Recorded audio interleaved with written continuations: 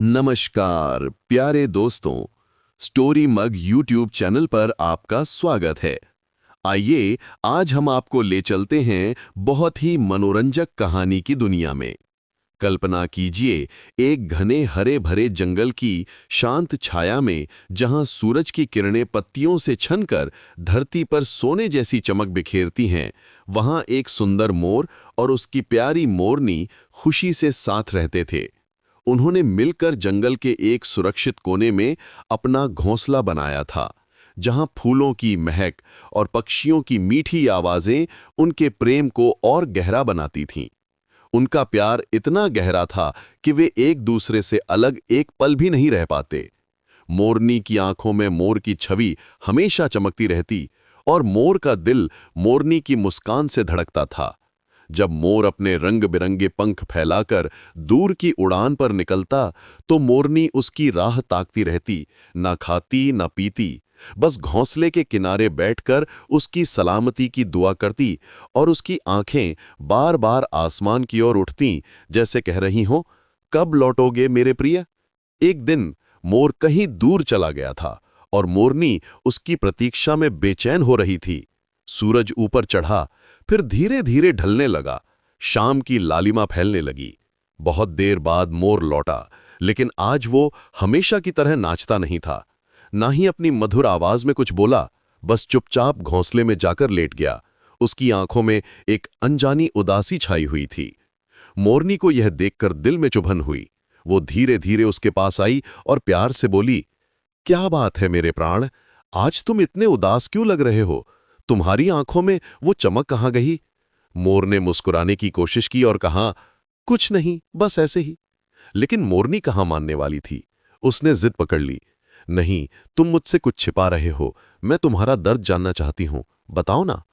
मोर थोड़ी देर चुप रहा, फिर गहरी सांस लेकर बोला, अगर तुम सच में जानना चाहती हो तो पहले मेरी एक कहानी सुनो, शायद उसके बाद तुम्हारे सारे सवालों के जवाब मिल जाएं।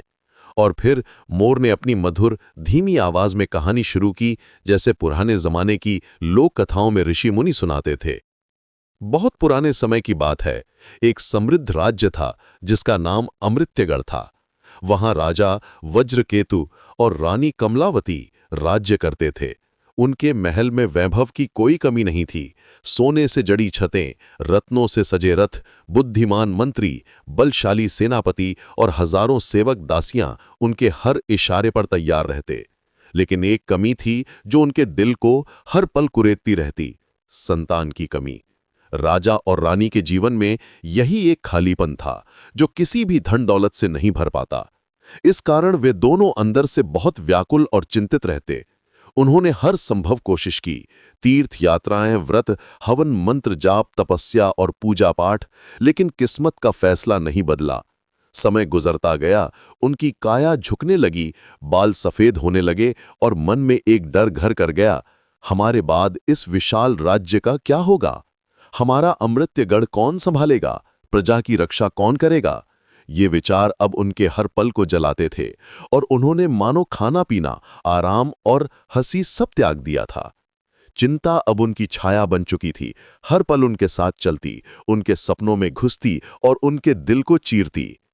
एक शाम का समय था, जब सूरज की लाल किरणें महल की दीवारों पर फैल रही थीं, तभी एक विचित्र लेकिन तेजस्वी साधु महल के दरबार में प्रवेश करता है। उसका नाम था आर्षि दिव्यानंद। उसकी आंखों में ऐसी अद्भुत शांति थी जैसे समंदर की गहराई, और चेहरा ऐसी आभा से चमकता मानो सूरज की रोशनी खुद उसमें समाई हो। एक दासी दौड़ती हुई रानी कमलावती के पास आई और बोली, महारानी, कोई दिव्य साधु महल के द्वार पर खड़े हैं। रानी ने गहरी सांस ली, जैसे थकान से भरी हो, और धीरे से कहा, यह मेरा अंतिम दान होगा, इसके बाद मैं अपने हाथों से कोई दान नहीं करूंगी। रानी ने चावल से भरा एक चांदी का कटोरा उठाया और श्रद्धा से भरकर महल के द्वार पर पहुंची। फिर साधु की झोली में चावल डाल दिए। उसकी आंखों में छिपी व्याकुलता साफ झलक रही थी। साधु आर्षि दिव्यानंद ने उस दर्द को भांप लिया और शांत स्वर में पूछा, देवी, इतना दुख तुम्हारे मुख पर क्यों छाया है? क्या कोई ऐसा भार है जो तुम अकेली सह रही हो? रानी की आंखों से आंसू बह निकले, जैसे बरसों का दर्द एक साथ उमड़ पड़ा और उसने कांपती हुई आवाज में साधु को अपनी सारी पीड़ा बता दी। संतान की चाह, व्यर्थ प्रयास और राज्य की चिंता जो रात दिन उन्हें खाए जा रही थी। कुछ क्षण चुप रहने के बाद साधु ने गंभीर स्वर में कहा, कमलावती, तुम धन्य हो, तुम्हारी इच्छा पूर्ण होगी। तुम्हारी कोख से एक तेजस्वी पुत्र जन्म लेगा जो स्वर्ण जैसा चमकदार, कमल जैसा कोमल और सिंह जैसा वीर होगा। रानी की आंखों में आशा की चमक लौट आई, जैसे अंधेरे में एक दिया जल उठा हो। लेकिन साधु आगे बोले, परंतु वह पुत्र मात्र 15 वर्षों तक इस मृत्युलोक पर रहेगा। उसके बाद वो इस मृत्युलोक को छोड़ देगा। इससे अधिक वरदान मैं नहीं दे सकता। यह कहकर साधु आर्षि दिव्यानंद ने अपनी झोली से थोड़े से आकर्षक सुनहरे चावल निकाले और रानी को थमाते हुए बोले, इन चावलों की खीर बनाकर तुम और राजा वज्रकेतु दोनों साथ में खाओ। यही तुम्हारी संतान का बीज होगा। इतना कहकर वो साधु धीरे धीरे ओझल हो गया, लेकिन अपने पीछे एक रहस्य और भविष्य की आहट छोड़ गया, जैसे हवा में कोई मीठी सुगंध फैल गई हो। साधु के जाने के बाद रानी सोचने लगी कि 15 साल तो सही हैं, उतने समय के लिए हमें पुत्र तो मिलेगा, यही काफी है। उतने सालों तक मैं उसे जी जान से बड़ा करूंगी, उसका पालन पोषण करूंगी, उसे बहुत प्यार दूंगी, दुलारूंगी और हमारी मन में इतने दिनों से दबी संतान की इच्छा जिंदा हो जाएगी, जैसे सूखी धरती पर बारिश बरस गई हो। उस रात राज्य के सारे काम खत्म करने के बाद रानी राजा के पास पहुंची और उन्हें सारी बात बता दी। साधु का आना, वरदान और चावल की खीर बनाने का निर्देश। रानी बोली, साधु महाराज ने ये चावल हमें खीर बनाकर खाने के लिए दिए हैं। राजा ने थोड़ा संदेह से कहा, इतना दान धर्म किया, व्रत उपवास किए, जब तक कोई फल नहीं मिला, अब इस खीर से हमें संतान प्राप्ति होगी क्या? लेकिन रानी ने विश्वास से जवाब दिया, जब इतना सब कुछ किया तो अब ये भी सही, इतना भी कर लेते हैं। हो सकता है इसके बाद ईश्वर हमारी इच्छाओं को पूरी कर दे। रानी की बात सुनकर राजा थोड़ा हिचकिचाया और मन ही मन सोचा, उस साधु के क्रोध को क्यों बुलावा दें? यदि हम उसका कहना नहीं मानेंगे तो वह नाराज हो जाएगा। राजा को अब किसी पर विश्वास नहीं था। सालों की निराशा ने उसके दिल को पत्थर जैसा बना दिया था, लेकिन पत्नी की आंखों में वो उम्मीद की चमक देखकर वह दुख नहीं पहुंचाना चाहता था। इसलिए आखिरकार राजी हो गया, जैसे कोई थका यात्री आखिरी कोशिश कर लेता है। एक दिन सुबह की पहली किरणों में राजा और रानी दोनों ने पवित्र स्नान किया, भगवान का नाम जपते हुए अपने पूर्वजों का स्मरण किया और उस दिव्य साधु का नाम लेते हुए उन सुनहरे चावलों से स्वादिष्ट खीर बनाई। उसकी महक पूरे कक्ष में फैल गई, जैसे कोई आशीर्वाद हवा में घुल रहा हो। फिर दोनों ने मिलकर उसे खाया और निश्चिंत होकर सो गए, जैसे बरसों का बोझ उतर गया हो।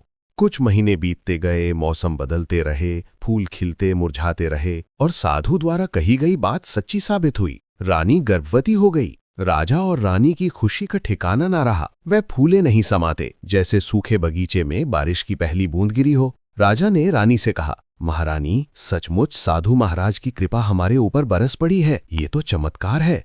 जब 9 महीने पूरे हुए, पूरे समय के अनुसार रानी ने एक बहुत ही सुंदर पुत्र को जन्म दिया। उसका चेहरा इतना तेजस्वी था कि मानो सूरज की रोशनी खुद उसमें कैद हो गई हो। आंखें चमकतीं जैसे 2 तारे जन्म ले रहे हों। राजा ने बड़ी धूमधाम से पुत्र का नामकरण किया। सारे राज्य में कई दिनों तक भंडारा चलवाया, उत्सव मनाया गया, ढोल लगाड़े बजते, नाच गाने होते, प्रजा खुशी से झूमती और महल रंग बिरंगी रोशनी से जगमगाता रहा। अब पुत्र की कुंडली देखने के लिए राजा ने राज्य के सबसे बड़े विद्वान पंडित को बुलवाया। पंडित जी ने कुंडली देखी, ग्रह नक्षत्रों की गणना की और अचानक चिंतित हो गए। उनका चेहरा पीला पड़ गया। वे बोले, महाराज, ये पुत्र सिर्फ 15 साल तक जीवित रहेगा। राजा को इस बात की भनक भी नहीं थी, लेकिन रानी को साधु महाराज की बात याद आ गई, जैसे कोई पुराना घाव फिर से उभर आया। दोनों चुप रह गए, दिल में दर्द छिपाकर, लेकिन बाहर मुस्कुराते रहे। उसके बाद राजा और रानी ने बड़े लाड़ प्यार से बेटे का पालन पोषण किया। उसकी हर छोटी बड़ी इच्छा पूरी की, जैसे समय की घड़ी को रोकने की कोशिश कर रहे हों। थोड़े समय के लिए ही सही, भगवान ने उनकी संतान की मुराद पूरी कर दी और वह हमेशा अपनी किस्मत को धन्य मानते, जैसे कोई अनमोल खजाना मिल गया हो। राजपुत्र दिन प्रतिदिन बड़ा होता गया। उसकी हंसी महल की दीवारों में गूंजती, उसके कदमों से धरती हिलती सी लगती। जब वह 8 साल का हुआ तो राजा ने एक अच्छे गुरु की नियुक्ति की और उसे पढ़ाई लिखाई में लगाया। राजशस्त्र विद्या, घुड़सवारी और 12 विद्याओं का शिक्षण कराया, जैसे उसे दुनिया का सबसे मजबूत और बुद्धिमान योद्धा बनाना हो।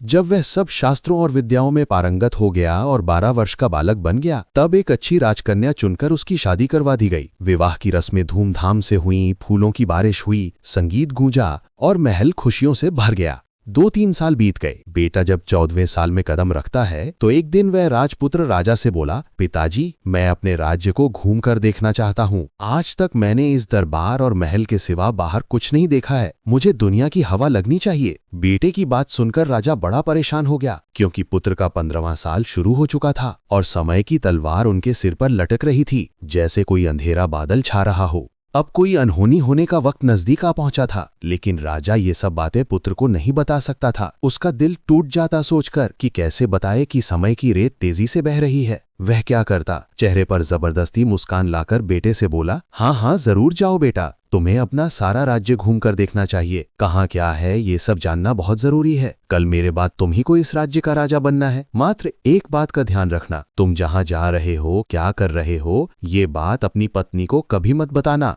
पुत्र ने सिर झुकाकर कहा, ठीक है पिताजी, आपने जो भी कहा है मैं वैसा ही करूंगा।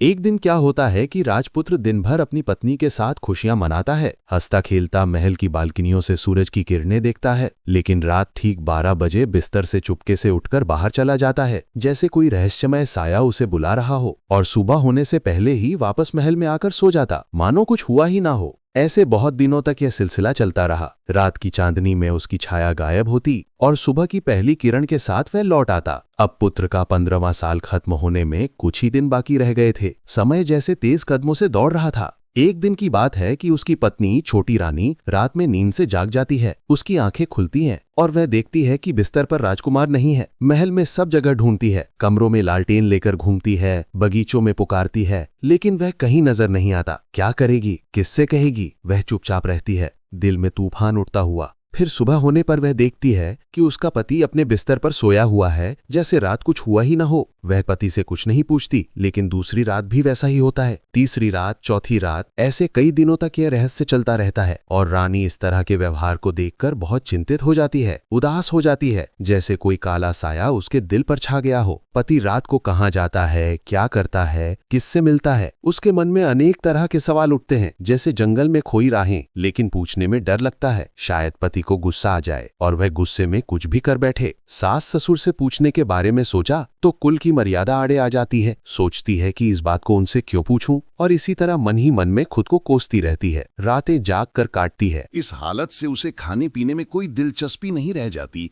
जैसे जीवन का स्वाद फीका पड़ गया हो। धीरे धीरे वो एकदम दुबली पतली होकर कमजोर हो जाती है, चेहरा पीला पड़ जाता है, आंखों में उदासी की झीलें बन जाती हैं। उस राज्य में एक दिन की बात है कि एक फूल बेचने वाली बूढ़ी मालिन महल में आती है। वो हमेशा छोटी रानी को ताजे फूल देने के लिए आया करती थी, गुलाबों की महक वाली टोकरी लेकर। उस बुढ़िया का ध्यान छोटी रानी की हालत पर जाता है। वो पूछती है, बेटी क्या बात है, तुम क्यों इतनी दुखी हो? मैं देखती हूं कि तुम सूख कर कांटा होती जा रही हो। रानी ने गहरी सांस ली और बोली, क्या बताऊं तुम्हें अम्मा, तुम्हारा जो ये राजपुत्र है वो हर रात बिस्तर से उठकर कहीं चला जाता है और सुबह होने से पहले ही वापस आकर सो जाता है। वो कहाँ जाता है, किससे मिलता है, कौन सी उसकी प्रेमिका है, ये सब सोचकर मेरा मन बड़ा दुखी होता है। और इसी दुख और चिंता के कारण मैंने खाना पीना सब छोड़ दिया है। इसी वजह से सूख कर कांटा बन गई हूं। बुढ़िया ने रानी का दुख भरा चेहरा देखा तो उसकी आंखों में एक चालाक चमक उभरी। उसने धीरे से मुस्कुराते हुए कहा, बेटी रो मत, ये एक उपाय है। आज रात सोना मत, उसके पीछे पीछे चलकर देख लेना कि वो कहाँ जाता है, क्या करता है, किससे मिलता है, सब साफ हो जाएगा। छोटी रानी ने डरते हुए पूछा, अम्मा लेकिन मुझे नींद आ गई तो? बुढ़िया हल्के से हंसी और बोली, नींद को भगाने का भी इलाज है। अपने बाएं हाथ की उंगली में छोटा सा जख्म बना लेना, फिर उस पर थोड़ी सी मिर्च छिड़क देना। इतनी जलन होगी कि रात भर आंखें खुली की खुली रहेंगी। रानी ने ठीक वैसा ही किया। उंगली काटी, मिर्च लगाई, दर्द से आंखों में आंसू आ गए, लेकिन नींद सचमुच कोसों दूर भाग गई। फिर भी थोड़ी देर बाद दर्द कुछ कम हुआ तो उसकी पलकें भारी हो गईं और वो सो गई।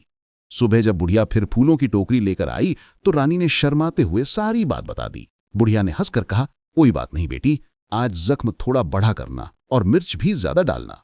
दूसरी रात भी रानी ने वैसा ही किया, लेकिन इस बार वो सिर्फ इतना देख पाई कि पति बिस्तर से उठकर दरवाजे की ओर बढ़ा और फिर उसकी आंखें खुद ब खुद बंद हो गईं। तीसरी सुबह जब बुढ़िया आई तो रानी रोते रोते उसके गले लग गई और बोली, अम्मा, आज भी मैं हार गई। मैं ठीक से उसकी पहरेदारी नहीं कर पाई। बुढ़िया ने उसके आंसू पोंछे और प्यार से कहा, बेटी, सब ठीक हो जाएगा। आज रात जख्म और बड़ा करना, मिर्च के साथ नमक भी लगा लेना, और सुनो, जब वो जाने लगे तो हिम्मत करके उसका रास्ता रोक लेना, सीधे उसके सामने खड़ी हो जाना। डरना मत, सच्चाई सामने आएगी ही। उस रात रानी ने सब कुछ वैसा ही किया। उंगली पर गहरा जख्म, उस पर मिर्च नमक, दर्द इतना कि जैसे आग लगी हो, लेकिन नींद दूर दूर तक नहीं भटकी। ठीक 12 बजे जब चांदनी महल के आंगन में चांदी की तरह बिखर रही थी, राजकुमार चुपके से बिस्तर से उठा और बाहर की ओर बढ़ा। रानी ने हिम्मत जुटाई, दर्द को दांतों से काटते हुए उसके सामने जा खड़ी हुई और कांपती मगर दृढ़ आवाज में बोली, कहां जा रहे हो? किससे मिलने जा रहे हो? पहले मुझे बताओ, उसके बाद जाना, वरना एक कदम भी आगे नहीं बढ़ने दूंगी। राजकुमार उसे इस तरह अचानक सामने देखकर चौंक गया। उसका चेहरा एक पल को सफेद पड़ गया। वो रानी को देखता रहा, फिर गहरी सांस लेकर बोला, सुनो, अगर मैं तुम्हें ये राज बता दूंगा तो मैं तुम्हें दोबारा कभी नहीं मिल पाऊंगा। मैं चला जाऊंगा, हमेशा के लिए। रानी की आंखों में आंसू छलक आए, लेकिन उसने हार नहीं मानी। उसने दर्द भरी उंगली को मुट्ठी में बंद करते हुए कहा, कोई बात नहीं, ना सही मिलना, लेकिन सच तो बता दो, रात रात भर कहाँ गायब हो जाते हो? क्या करते हो? किससे मिलते हो? पहले ये राज खोलो, उसके बाद जहां जाना हो चले जाना। रानी की आंखों में आंसुओं का तूफान था, पर उसकी आवाज में अड़िग जिद थी। राजकुमार समझ गया कि अब उसकी एक न चलेगी। ठीक उसी समय उसका 15वां साल पूरा होने की अंतिम घड़ी नजदीक आ चुकी थी, जैसे कोई अदृश्य घंटा बजने को तैयार हो। उसने गहरी सांस ली और धीरे से बोला, ठीक है, तुम जीती, लेकिन अब जो होने वाला है उसे रोक नहीं सकती।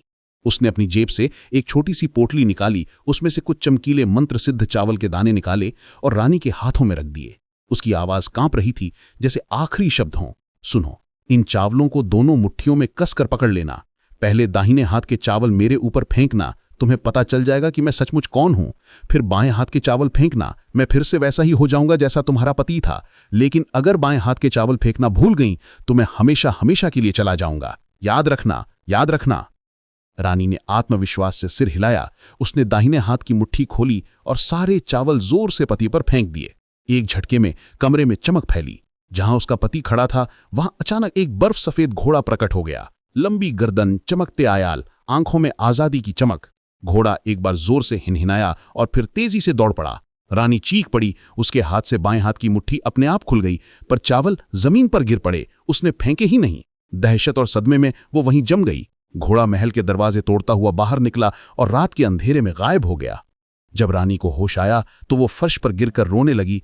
मैंने भूल गई, मैंने भूल गई। वो खुद को कोसने लगी, अपने हाथ पीटने लगी, लेकिन अब कुछ नहीं हो सकता था। उसका पति अब सचमुच हमेशा के लिए चला गया था। सुबह जब राजा रानी को सारी बात पता चली तो महल में जैसे मातम छा गया। दोनों बिस्तर पकड़कर लेट गए, आंखें पथराई हुई, बस एक ही बात दोहराते रहे, हमारा बेटा लौट आएगा, एक दिन जरूर लौट आएगा। 1 दिन, 2 दिन, 10 दिन, महीना, 2 महीने, 3 महीने, आखिर 6 महीने बीत गए। राजकुमार का कहीं कोई अता पता नहीं। प्रधानमंत्री ने सिपाहियों को गांव-गांव, जंगल-जंगल भेजा, ढिंडोरा पिटवाया, लेकिन कोई खबर नहीं मिली। इधर छोटी रानी दिन रात खुद को कोसती रही। उसकी आंखें सूज गईं, चेहरा सूख गया। आखिर एक दिन उसने प्रण ले लिया, चाहे जान चली जाए, मैं अपने पति को ढूंढ कर ही लाऊंगी। चाहे धरती फट जाए, चाहे आकाश टूट पड़े, मैं उसे वापस घर लाकर ही रहूंगी। जब सास ससुर को उसका संकल्प पता चला तो दोनों ने आंसू भरी आंखों से बहू को गले लगा लिया और कहा, बेटी जा, जहां जाना हो जा, जो करना हो कर, बस हमारे बेटे को वापस ले आना। भगवान तेरी हर राह आसान करे, तेरे कदमों में सफलता डाले। जा बेटी, जा। अब छोटी रानी ने ठान लिया था कि चाहे दुनिया की सारी मुसीबतें एक साथ आ जाएं, वो अपने पति को ढूंढकर ही दम लेगी। उसने अपना राजसी भेष त्याग दिया, साधारण मगर सुंदर सा सेठानी का रूप धारण किया। सिर पर घूंघट, हाथों में सोने चांदी के हल्के गहने और साथ में 4-5 विश्वसनीय नौकर दासियां लेकर राज्य की सीमा पर जा पहुंची।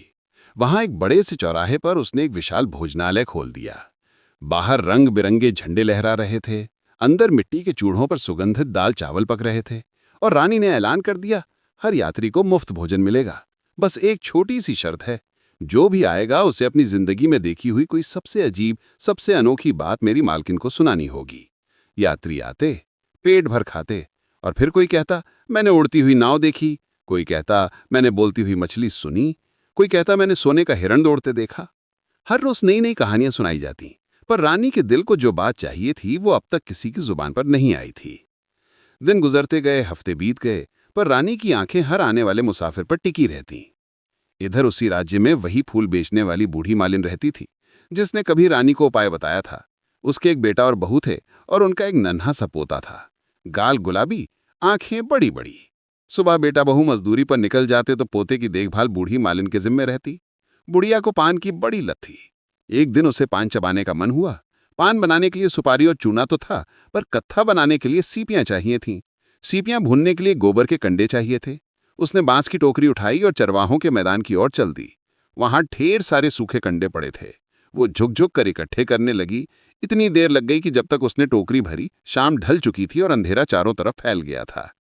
इधर घर पर बेटा बहू काम से लौटे तो देखा कि नन्हा बच्चा अकेला बैठा जोर जोर से रो रहा है। माँ का दिल टूट गया, बाप का गुस्सा 7वें आसमान पर पहुंच गया। ठीक उसी वक्त बुढ़िया कंडों की टोकरी सिर पर रखे घर आई। बेटे ने गुस्से से पूछा, अम्मा, बच्चे को अकेला छोड़कर कहाँ चली गई थीं? बुढ़िया ने हाँफते हुए कहा, बेटा, गोबर के कंडे इकट्ठे करने गई थी, पान बनाने थे। बेटे ने आंखें तरेड़ता हुए कहा, दोबारा ऐसा किया ना तो मैं तुम्हें घर से निकाल दूंगा। बच्चे को अकेला छोड़ने की सजा मिलेगी। बुढ़िया ने हाथ जोड़कर कहा, नहीं बेटा, फिर कभी नहीं करूंगी, कसम खाती हूं। पर अगले ही दिन बुढ़िया सब भूल गई। फिर वही बांस की टोकरी उठाई, फिर वही चरवाहों का मैदान, और शाम को जब बेटा बहू लौटे तो फिर वही दृश्य। नन्हा बच्चा अकेला मुंह लाल करके रो रहा था और घर सूना पड़ा था। अब बेटे का गुस्सा आसमान छूने लगा। जैसे ही बुढ़िया कंडों की भारी टोकरी सिर पर रखे घर लौटी, बेटा बहू ने उसे दरवाजे पर ही रोक लिया। बाहर निकलो अम्मा, आज के बाद इस घर में तुम्हारा कोई स्थान नहीं। बुढ़िया ने मिन्नतें की, पैर पकड़े, रोई गिरी, लेकिन किसी ने एक न सुनी। रात का अंधेरा गहरा था, ठंडी हवा काट रही थी। बुढ़िया दरवाजे के बाहर एक पत्थर पर सिमट कर बैठ गई। टोकरी को तकिया बनाकर सारी रात काट दी। सुबह होते ही उसने फिर वही बांस की टोकरी उठाई और चरवाहों के मैदान की ओर चल पड़ी। आज तो जैसे उस पर कोई जुनून सवार था। कंडे चुनते चुनते सूरज ढल गया, शाम गहरा गई, पर उसे पता ही नहीं चला। जब होश आया तो चारों तरफ घुप अंधेरा था। गांव का रास्ता भी नजर नहीं आ रहा था। बुढ़िया आंखें फाड़ फाड़ कर देखने लगी और लाठी टेकते डरते डरते आगे बढ़ने लगी। तभी दूर से छन छन छन छन की मधुर घंटी की आवाज आई। एक सुंदर कपिला गाय गले में चांदी की घंटी डाले ठुमक ठुमक कर मैदान में आती दिखी। बुढ़िया का दिल धड़का। इसके पीछे पीछे चलूंगी तो गांव जरूर पहुंच जाऊंगी। वो चुपचाप गाय के पीछे हो ली। गाय एक मैदान पार करती, फिर दूसरा, फिर तीसरा, ऐसे एक एक करके 6 बड़े बड़े मैदान पार कर गई। 7वें मैदान में पहुंचते ही गाय ने एक विशाल पत्थर की ओर सींग मारी। पत्थर हटा और नीचे पाताल की सीढ़ियां नजर आने लगीं। गाय बिना रुके उन सीढ़ियों से उतरने लगी। बुढ़िया घबरा गई, लेकिन घर लौटने का रास्ता भी नहीं सूझ रहा था। हिम्मत करके उसने झट से गाय की पूंछ पकड़ ली और पूंछ थामे थामे पाताल लोक में जा पहुंची। जैसे ही कदम रखा, बुढ़िया ने पूंछ छूर दी और इधर उधर देखने लगी। वहां चारों तरफ जगमग जगमग दीप जल रहे थे, ऐसा उजाला मानो सूरज खुद उतर आया हो। गाय नीचे गई तो उसके गले में अपने आप चांदी की साल पड़ी और छम छम छम छम करती कोई अदृश्य हाथों से उसका दूध दोहने लगा। दूध की धारें झरनों की तरह बह रही थीं, पर दोहने वाला कोई दिखाई न दे रहा था। बुढ़िया डर के मारे कांपने लगी। हे भगवान, मैं कहाँ आ फंसी? छिपने की जगह ढूंढी, पर चारों तरफ रोशनी ही रोशनी। आखिर एक कोने में सिमटकर खड़ी हो गई और जो कुछ हो रहा था उसे चुपचाप देखने लगी।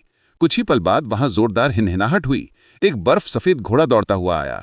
सामने 2 बड़े बड़े कुंड थे। घोड़े ने पहले कुंड में स्नान किया, पानी का छींटा उड़ा, और जब बाहर निकला तो वो कोई घोड़ा ना रहा, उसी राज्य का राजकुमार था। राजकुमार ने दूसरे कुंड में स्नान किया, वहां रखे रेशमी कपड़े पहने, गहने धारण किए और पास ही एक सोने जड़ित पलंग पर आकर आराम से बैठ गया। राजकुमार के सामने अचानक हवा में चमक हुई और एक सोने की थाली प्रकट हो गई। उसमें 5 तरह के गर्मा गर्म पकवान सजे थे। मक्खन की सुगंध उड़ रही थी। पास ही दूध की चांदी की प्याली, इलायची वाला मीठा दूध लहरें मार रहा था और एक पानदान में ताज़ा सुगंधित पान सजा था। बिल्कुल सामने एक काला कौवा बैठा था, आंखें चमकती हुई मानो सब कुछ समझता हो। राजकुमार ने चुपचाप भोजन किया, दूध पिया, पान चबाया और फिर लेटने से पहले हाथ जोड़कर सूर्यदेव का स्मरण किया। इसके बाद उसने कौवे की ओर देखा और धीरे से पूछा, कौवे, कांव कांव बोल, मेरे माता पिता इस वक्त क्या कर रहे हैं? कौवा कर्कश मगर साफ आवाज में बोला, राजन, वे तेरे वियोग में डूबे हैं, दिन रात बिस्तर पकड़े पड़े हैं, आंखों से आंसू की नदी बह रही है। राजकुमार की आंखें नम हो गई। उसने फिर पूछा, राज्य कौन संभाल रहा है? प्रधान संभाल रहा है, पर दिल से नहीं, बस कर्तव्य निभा रहा है। राजकुमार ने गहरी सांस ली और आखिरी सवाल किया, मेरी पत्नी, मेरी रानी क्या कर रही है? कौवे ने पंख फड़फड़ाया और बोला, वो नगर की सीमा पर एक बड़ा भोजनालय खोलकर बैठी है। हर आने जाने वाले को मुफ्त भोजन कराती है, बस बदले में एक अनोखी बात सुनती है। रोज नई नई कहानियां सुनकर भी उसका चेहरा उदास रहता है, वह तुझी को ढूंढ रही है। ये सुनते ही राजकुमार की आंखें चमक उठीं, पर वह बस इतना बोला, ठीक है, और पलंग पे लेटकर सो गया। कोने में खड़ी बुढ़िया की सांसें थम सी गई थीं। उसने जीवन में पहली बार ऐसा जादू देखा था। भूख प्यास सब भूलकर वह बस देखती रही कि आगे क्या होगा। पर रात शांत बीत गई। सुबह हुई, राजकुमार उठा, फिर पहले कुंड में छलांग लगाई, पानी उछला और बाहर निकला तो फिर वही बर्फ सफेद घोड़ा। एक हिनहिनाट के साथ वह पाताल नगरी से तेजी से बाहर निकल गया। कहाँ गया बुढ़िया समझ नहीं पाई। फिर वही अदृश्य हाथों ने गाय का दूध दोहा, छम छम छम। दूध खत्म होते ही गले की रस्सी अपने आप खुली और गाय सीढ़ियों की ओर दौड़ी। बुढ़िया घबरा गई, अब न निकली तो यहीं फंस जाऊंगी। झट से गाय की पूंछ थामी और उसके साथ ऊपर आ गई। जैसे ही दोनों बाहर निकले, पत्थर अपने आप लुढ़क कर जगह पर आ गया। सुरंग बंद हो गई। गाय जंगल की ओर चली गई और बुढ़िया खड़ी की खड़ी रह गई। उसका दिल जोर जोर से धड़क रहा था। सारी रात देखी हुई बातें आंखों के सामने नाच रही थीं। अचानक उसे याद आया, नगर की सीमा पर एक सेठानी भोजनालय चलाती है जो अनोखी बात सुनने को तरसती है। बुढ़िया के चेहरे पर मुस्कान फैल गई। वो बुदबुदाई, अगर ये बात उसे सुना दी तो जिंदगी भर का खाना पानी पक्का, और शायद शायद वो रानी ही हो। बुढ़िया ने मन ही मन ठान लिया और लंगड़ाते कदमों से उस चौराहे की ओर चल पड़ी जहां रंग बिरंगे झंडे लहरा रहे थे। सूरज ढलने को था, पर उसके दिल में एक नई रोशनी जागी थी। भोजनालय के मुख्य द्वार पर वह बड़ा सा नगाड़ा लटक रहा था, जिसे बजाने की अनुमति सिर्फ उसी को मिलती थी जिसके पास सचमुच कोई अनसुनी अनदेखी बात होती। बुढ़िया ने हिम्मत बांधी, दोनों हाथों से नगाड़े की चोटी पकड़ी और जोर जोर से बजाने लगी। धुम धुम धुम धुम। आवाज दूर तक गूंज गई, मानो आसमान भी चौंक उठा हो। अंदर बैठी छोटी रानी का दिल एकदम से उछल पड़ा। महीनों से वह इसी ध्वनि की प्रतीक्षा में थी। उसने मुस्कुराते हुए सोचा, आज शायद वो घड़ी आ गई। आज कोई सचमुच बड़ी बात लेकर आया है। उसने तुरंत सिपाहियों को बुलाया और आदेश दिया, जाओ, जो भी बाहर नगाड़ा बजा रहा है उसे सबसे अच्छी खातिरदारी देकर लाओ, पैरों की धूल तक न लगने पाए। सिपाही दौड़ते हुए नीचे पहुंचे। वहां एक सादी सी बुढ़िया जीर्ण साड़ी लपेटे नगाड़ा पीट रही थी। उन्होंने पूछा, अरे अम्मा, क्या बात है, इतना जोर जोर से नगाड़ा क्यों? बुढ़िया ने हाँफते हुए कहा, बेटा, यहाँ मुफ्त खाना मिलता है ना, भूख से मेरी जान निकली जा रही है। बस खाने के बदले एक नई बात बतानी है, वो तो मेरे पास है ही। सिपाही मुस्कुराए। मालकिन का सख्त हुक्म था, कोई भी बूढ़ा बुजुर्ग आए तो राजा रानी की तरह सेवा करो। उन्होंने बुढ़िया को कंधे का सहारा देकर अंदर लाया, सबसे नर्म गद्दे पर बिठाया, पैर धोए, माथे पर चंदन का तिलक लगाया, फिर एक चांदी की बड़ी थाली सामने रखी। गर्मा गर्म पूरियां, छोले, खीर, रबड़ी, मेवे की मिठाइयां, सुगंध से पूरा कमरा महक उठा। बुढ़िया कई दिनों से भूखी थी। खाने को देखते ही उसकी आंखें चमक उठें। वह दोनों हाथों से खाने पर टूट पड़ी, मानो सालों का भूखा पेट एक साथ भर रही हो। थाली खाली हुई तो सिपाहियों ने उसे नई रेशमी साड़ी दी, माथे पर नया टीका लगाया और फिर धीरे धीरे मालकिन के कक्ष की ओर ले चले। दोनों ने जैसे ही एक दूसरे को देखा, आंखें चौड़ी रह गई। बुढ़िया बोली, अरे बेटी, तुम? रानी की आंखें नम हो गईं। अम्मा, तुम यहां? दोनों एक दूसरे से लिपट गईं। कितनी ही पुरानी बातें, कितने ही दर्द एक साथ उमड़ आए। रानी ने बुढ़िया के हाथ चूमे, उसके आंसू पहुंचे। फिर कुछ देर बाद रानी ने प्यार से पूछा, अम्मा, अब बताओ ना, कौन सी नई बात देखी है तुमने? वही जो तुम नगाड़ा बजाकर आई हो? बुढ़िया अचानक सकपका गई। उसने शर्माते हुए कहा, बेटी, सच कहूं तो मैंने कोई नई बात नहीं देखी। बस पेट में चूल्हा जल रहा था, पैसे नहीं थे, इसलिए झूठ बोलकर नगाड़ा बजा दिया, माफ कर दो। रानी ने उसके कंधे पर हाथ रखा और मुस्कुराकर बोली, अम्मा, घबराओ मत, तुम्हारा नाम मैं किसी को नहीं बताऊंगी, पर सच बताओ, कुछ तो देखा होगा ना, कुछ भी जो तुमने आज तक किसी को नहीं बताया। फिर भी आनाकानी करने लगी। तब रानी ने उसके दोनों हाथ अपने हाथों में लेकर आंखों में आंखें डालकर कहा, अम्मा, अगर तुमने मुझे वो बात बता दी तो मैं कसम खाती हूं, जिंदगी भर तुम्हें अपनी मां की तरह रखूंगी, तुम्हें रानी माता की तरह सम्मान दूंगी, कोई तकलीफ नहीं आने दूंगी। बस एक बार सच बता दो, मुझे मेरे पति की एक झलक चाहिए, बस एक। ये सुनते ही बुढ़िया की आंखें में चमक लौट आई उसने गहरी सांस ली और धीरे से कहा, ठीक है बेटी, तैयार हो जाओ। जो मैंने देखा है वह कोई साधारण बात नहीं, वह तुम्हारे राजकुमार का सबसे बड़ा राज है। बुढ़िया ने मन ही मन ठान लिया और लंगड़ाते कदमों से उस चौराहे की ओर चल पड़ी जहां रंग बिरंगे झंडे लहरा रहे थे। सूरज ढलने को था, पर उसके दिल में एक नई रोशनी जागी थी। भोजनालय के मुख्य द्वार पर वह बड़ा सा नगाड़ा लटक रहा था, जिसे बजाने की अनुमति सिर्फ उसी को मिलती थी जिसके पास सचमुच कोई अनसुनी अनदेखी बात होती।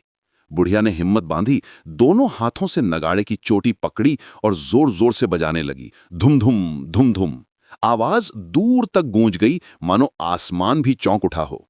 अंदर बैठी छोटी रानी का दिल एकदम से उछल पड़ा।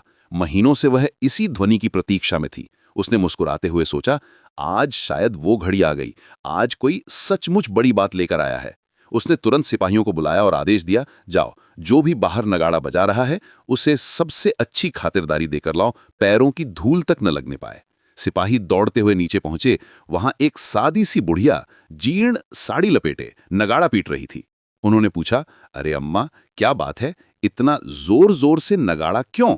बुढ़िया ने हाँफते हुए कहा, बेटा, यहाँ मुफ्त खाना मिलता है ना, भूख से मेरी जान निकली जा रही है, बस खाने के बदले एक नई बात बतानी है, वो तो मेरे पास है ही।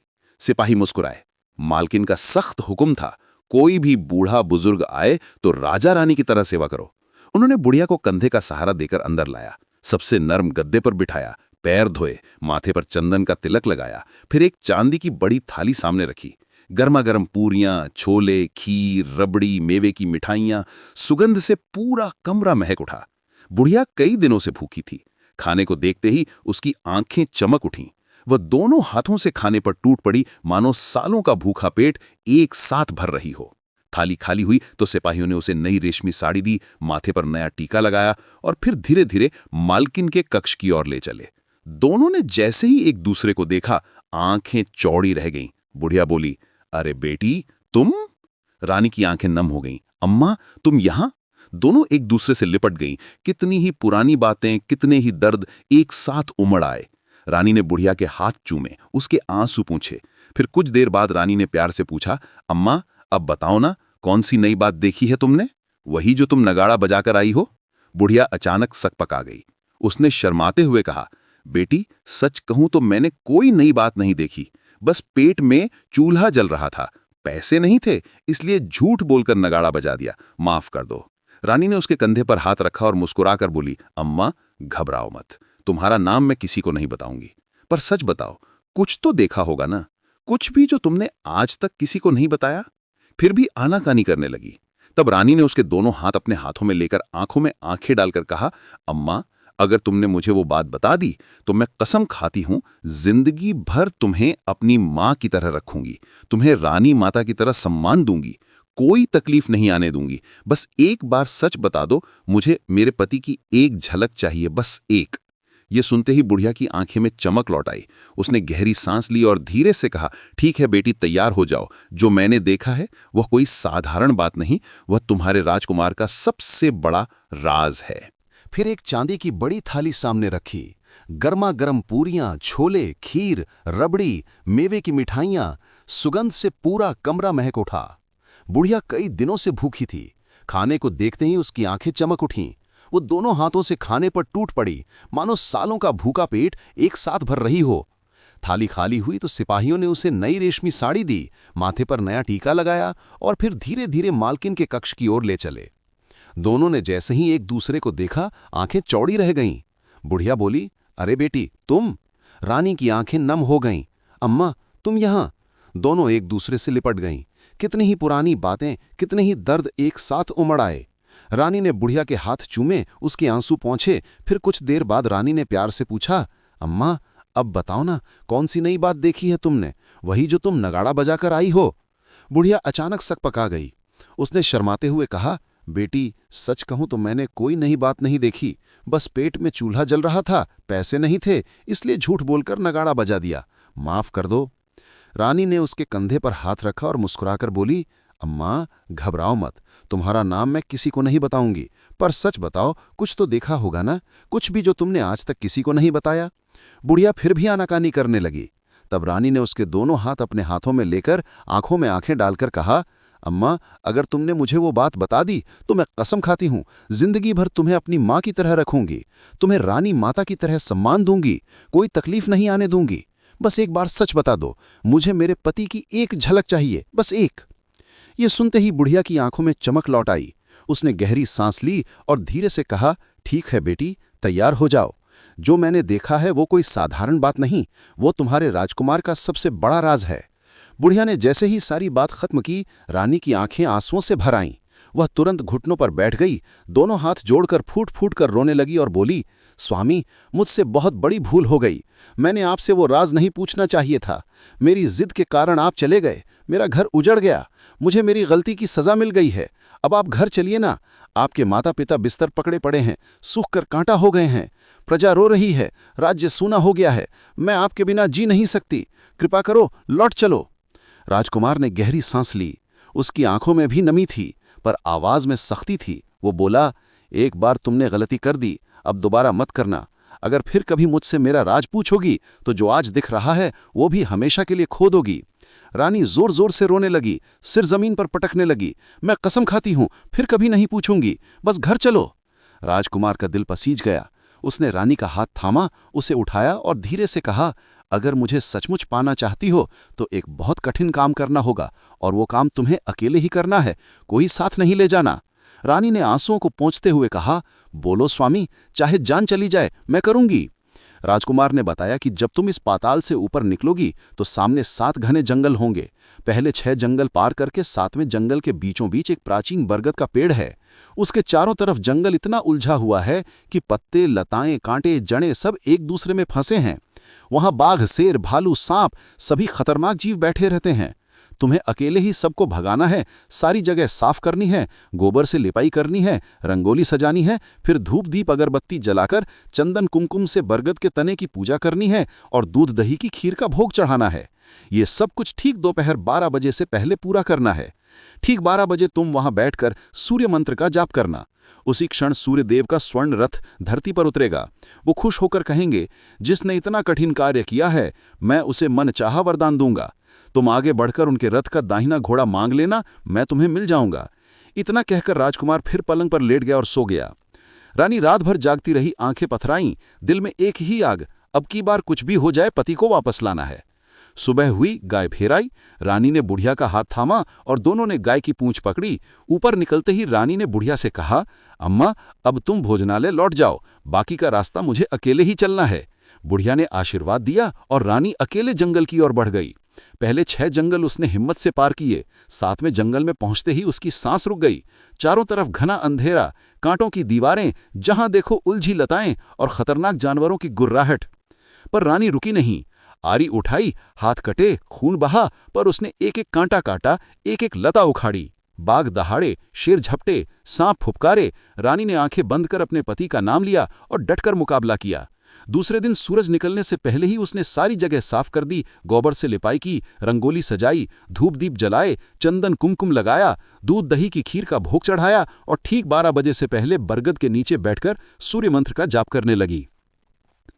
ठीक दोपहर 12 बजे आकाश में तेज स्वर्णिम प्रकाश चमका और सूर्यदेव का 7 रंगों वाला रथ बरगद के ठीक ऊपर आकर रुक गया। नीचे से उठती हुई धूप दीप अगरबत्ती, चंदन कुमकुम की महक और दूध दही की खीर की मिठास देखकर सूर्यदेव बहुत प्रसन्न हुए। उनकी गंभीर पर दयालु आवाज गूंजी, जिसने इतना कठिन कार्य किया है वो सामने आए, मैं उसे मनचाहा वरदान दूंगा। रानी एक पल भी नहीं रुकी। वो दौड़ी, सूर्यदेव के सामने पहुंची, साष्टांग दंडवत किया और हाथ जोड़कर बोली, भगवन, ये सब मैंने किया है। सूर्यदेव ने मुस्कुराते हुए पूछा, बोलो पुत्री, क्या चाहिए? रानी ने बिना झिझके कहा, मुझे आपके रथ का दाहिना घोड़ा चाहिए। सूर्यदेव चौंके। उन्होंने मना किया, नहीं पुत्री, ये नहीं हो सकता। मेरे रथ में 12 घोड़े हैं, कोई भी दूसरा घोड़ा मांग लो, पर दाहिना घोड़ा मेरे रथ का प्राण है, उसे नहीं दे सकता। पर रानी नहीं मानी। वो बार बार एक ही जिद पकड़े रही, कुछ नहीं चाहिए, बस दाहिना घोड़ा। फिर वो रथ के सामने जमीन पर लेट गई और बोली, अगर आपने नहीं दिया तो यहीं प्राण त्याग दूंगी। सूर्यदेव धर्म संकट में पड़ गए, वचन दे चुके थे, पीछे नहीं हट सकते थे। उन्होंने गहरी सांस ली और कहा, ठीक है, ले लो दाहिना घोड़ा, पर याद रखना यहां नहीं मिलेगा, इसे तुम्हें खुद पाताल लोक से ले जाना होगा। रानी ने खुशी से सिर झुकाया और कहा, पाताल हो या स्वर्ग, मैं कहीं भी जाऊंगी। सूर्यदेव मुस्कुराए और अपना रथ लेकर आकाश में उड़ गए। रानी सीधा भोजनालय लौटी, बुढ़िया को साथ लिया और शाम ढलते ढलते उस मैदान में पहुंच गईं जहां सुरंग खुलती थी। कपिला गाय छन छन घंटी बजाती हुई आई, दोनों ने पूंछ पकड़ी और पाताल में उतर गईं। नीचे सब कुछ पहले की तरह ही हुआ।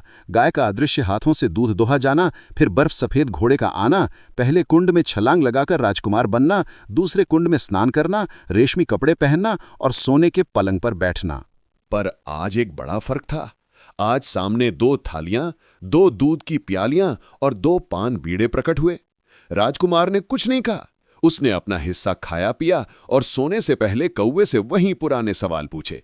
कौवा एक एक करके जवाब देता रहा। आखिर में जब राजकुमार ने पूछा, मेरी पत्नी आज क्या कर रही है, तो कौवा ने पंख फड़फड़ाए और हंसते हुए बोला, वो अभी अभी पाताल में उतरी है और तेरे सामने खड़ी है, आंखों में आंसुओं का समंदर लिए। कौवे ने पहले 2 सवालों का जवाब दिया। तेरे माता पिता तेरे शोक में मरने को हो गए हैं। राज्य प्रधान चला रहा है, पर उसने सब कुछ हड़प लिया है। प्रजा पर अत्याचार की आग बरसा रहा है। ये सुनते ही राजकुमार की आंखें लाल हो गईं। गुस्से से उसकी मुट्ठियां कस गईं। उसने फिर पूछा, कौवे कौवे कहाँ? मेरी पत्नी इस वक्त क्या कर रही है? कौवा चुप रहा, एक शब्द भी न बोला। इतना सुनते ही रानी का संयम टूट गया। वो फूट फूट कर रोते हुए दौड़ी और पति के गले लग गई। अब मैं तुम्हें मिल गई, अब कभी मत छोड़ना। राजकुमार ने उसे कसकर गले लगाया, आंसुओं से भीगे चेहरे को चूमा और मुस्कुराते हुए बोला, सच कहती हो, अब मैं दोबारा घोड़ा नहीं बनूंगा। तुमने इतने कष्ट उठाए, इतनी परीक्षाएं पास की। सूर्यदेव ने मुझे सदा के लिए घोड़े के जन्म से मुक्त कर दिया है। अब हम हमेशा साथ रहेंगे। दोनों एक दूसरे को देखकर रोए भी और हंसे भी। तभी वो काला कौवा पंख फड़फड़ाता हुआ आगे आया और गंभीर स्वर में बोला, राजकुमार राजकुमारी, जाने से पहले मेरी 3 बातें कान खोलकर सुन लो और जीवन भर याद रखो। राजकुमार ने सिर झुकाकर कहा, बोलो कौवे भाई। कौवा बोला, पहली बात, ऐसी कोई बात जो बताने से तुम्हारे या तुम्हारे परिवार पर संकट आए, वो बात पत्नी से कभी न कहना। दूसरी बात, जो रहस्य तुम अपने सीने में छिपाकर रखना चाहते हो, जिसे दुनिया की किसी सूरत में किसी को पता न चले, वो रहस्य भी पत्नी से कभी न कहना, क्योंकि स्त्री के पेट में कोई बात नहीं पचती, वो एक ना एक दिन बाहर आ ही जाती है। तीसरी बात, जिस रहस्य को बताने से तुम्हारी जान को खतरा हो, माता पिता को कष्ट हो, कुल परिवार पर विपदा आए, ऐसी बात भी कभी पत्नी के सामने न लाना। राजकुमार और रानी ने एक दूसरे की ओर देखा। रानी ने हाथ जोड़कर कहा, जो गलती हमने पहले की, वो भूल हम जीवन में दोबारा नहीं दोहराएंगे।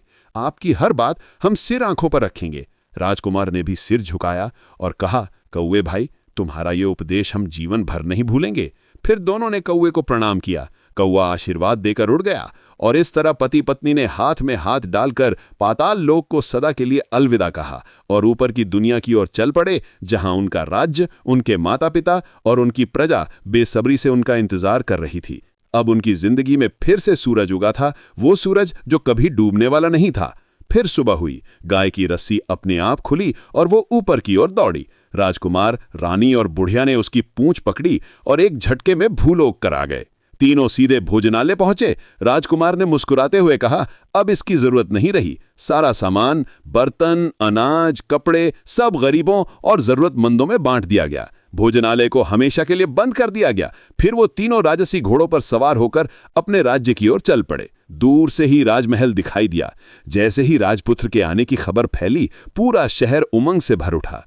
पर जो प्रधान था, उसका चेहरा सफेद पड़ गया। उसने सोचा था कि राजकुमार कभी लौटेगा ही नहीं। राजपुत्र ने आते ही उसे बंदी बना लिया और कैदखाने में डलवा दिया। राज्य की बागडोर फिर से अपने हाथ में ले ली। इसके बाद राजकुमार और रानी सबसे पहले माता पिता के कक्ष में पहुंचे। वहां का दृश्य देखकर दोनों की आंखें भर आईं। राजा रानी बिस्तर पर पड़े थे, शरीर सिर्फ हड्डियां रह गया था, चेहरा सूखा, आंखें धसी हुईं। पुत्र को जीवित देखते ही दोनों की आंखों से आंसुओं की बाढ़ बह निकली। वो उठने की कोशिश करने लगे। राजकुमार दौड़कर उनके गले लग गया। रानी ने उनके पैरों पर सिर रख दिया। मां ने कांपते हाथों से पुत्र का चेहरा सहलाया। पिता ने आशीर्वाद दिया। उसी पल जैसे चमत्कार हो गया। दोनों की कमजोरी दूर होने लगी, रंग लौटने लगा। वो बिस्तर से उठकर बैठ गए और हंस पड़े। राजपुत्र के लौटने की खबर जंगल की आग की तरह पूरे राज्य में फैल गई। प्रजा खुशी से पागल हो गई। ढोल नगाड़े बजने लगे, फूल बरसने लगे। सारा शहर राजमहल के सामने इकट्ठा हो गया। राजकुमार बालकनी में आए, हाथ उठाकर सबको दर्शन दिए और ऊंची आवाज में कहा, आज से मेरी प्रजा पर कोई दुख, कोई अत्याचार नहीं होगा। मैं तुम सबका सेवक हूं। प्रजा ने एक स्वर में नारा लगाया, राजकुमार अमर रहें। उसी दिन राजकुमार सिंहासन पर बैठा। उसने न्यायपूर्ण, दयालु और समृद्ध राज्य की नींव रखी। माता पिता फिर से हंसने बोलने लगे। महल में फिर से रौनक लौट आई। रानी उसके साथ कंधे से कंधा मिलाकर राज्य संभालने लगी। और उस बूढ़ी मालिन को क्या, उसे राजमहल में मां के समान स्थान दिया गया। जीवन भर उसकी सेवा हुई, सम्मान हुआ। इस तरह मोर और मोरनी की कहानी भी खुशी से पूरी हुई। दोनों फिर से अपने घोंसले में लौट आए, एक दूसरे के प्रेम में डूबकर, कभी ना बिछड़ने का वादा करके। दोस्तों, ये पुरानी लोक कथा हमें सिखाती है कि सच्चा प्रेम कितनी भी बड़ी मुसीबतें पार कर लेता है। बस हिम्मत और विश्वास नहीं छोड़ना चाहिए। कहानी आपको कैसी लगी? दिल से एक प्यारा सा कमेंट जरूर लिखना। अगर कहानी अच्छी लगी हो तो वीडियो को एक लाइक कर देना और चैनल को सब्सक्राइब करके घंटी दबा देना, ताकि अगली कहानी सबसे पहले आपके पास पहुंचे। फिर मिलते हैं एक नई मजेदार और दिल छू लेने वाली कहानी के साथ। तब तक मुस्कुराते रहो, खुश रहो। धन्यवाद, नमस्कार।